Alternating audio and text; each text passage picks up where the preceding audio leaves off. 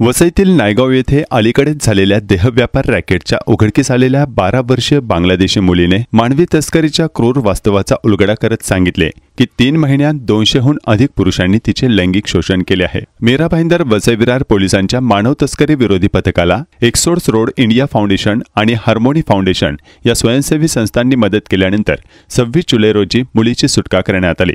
या प्रकरणात आतापर्यंत 10 जणांना अटक करण्यात आली आहे। रिमांड होममध्ये 12 वर्षाच्या मुलीने सांगितले आहे की तिला पहिल्यांदा गुजरातमधील नाडियाड येथे नेण्यात आले आणि 3 महिन्यांच्या कालावधीत 200हून अधिक पुरुषांनी तिच्यावर लैंगिक अत्याचार केले। ही मुलगी अद्याप किशोरावस्थेत पोहोचलेली नाही, परंतु देह व्यापारातील अशा राक्षसांनी तिचे बालपण हिरावून घेतले आहे, असे हार्मोनी फाउंडेशनचे संस्थापक अध्यक्ष अब्राहम मथाई यांनी सांगितले।